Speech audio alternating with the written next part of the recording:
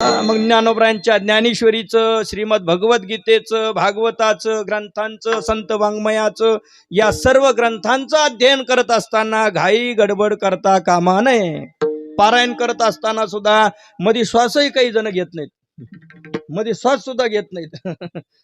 इतकी गडबड करण्याची गरज नाही.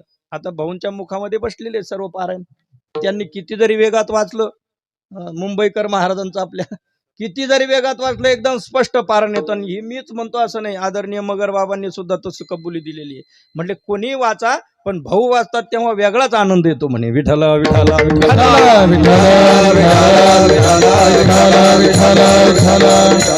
ग्रंथाची साधना ही हळूवार, त्याचा सुस्पष्टपणा त्यामध्ये आला पाहिजे, आणि त्याकरता हळूवार साधना महत्वाची. भ्रमर परागून येते, परागकण घेऊन जातो भुंगा, पण कुणाला माहिती होत नाही. कमळाला सुद्धा माहिती होत नाही, दुसऱ्याला माहित होणार नाही, यात नवल नाही. ज्याचे परागकण घेऊन गेला त्या कमळाला देखील कळत नाही कधी भुंगा आला आणि कधी पराक्रम घेऊन गेला.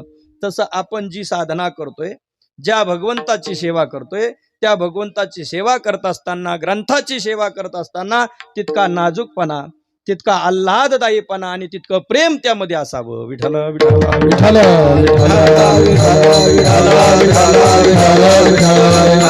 आणि म्हणून भजन करा सावकाश. वारकरी भगवत संप्रदायाचा पाया ज्ञानोबरांनी रचला.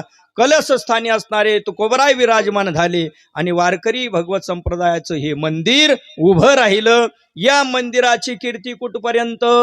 तोवरी कीर्ती घट स्थिरू. कुठपर्यंत? जोपर्यंत चंद्र सूर्य आहेत तोपर्यंत वारकरी संप्रदायाच्या, या भगवत संप्रदायाची कीर्ती काय आहे? मंदिराची कीर्ती स्थिर राहणार आहे. गुरुवर्य मारुती बाबा म्हणत असतात, म्हटले जोपर्यंत चंद्र सूर्य आहे तोपर्यंत वारकरी भगवत संप्रदायाची कीर्ती स्थिर, असं न करता जोपर्यंत वारकरी संप्रदायाची कीर्ती स्थिर आहे तोपर्यंतच सत्ता कुणाला आहे? चंद्र आणि सूर्याला आहे. चंद्र आणि सूर्यावर वारकरी संप्रदायाची सत्ता अवलंबून नाही, पण वारकरी संप्रदायाच्या सत्तेवर चंद्र आणि सूर्याची सत्ता अवलंबून आहे. विठ्ठल विठ्ठल.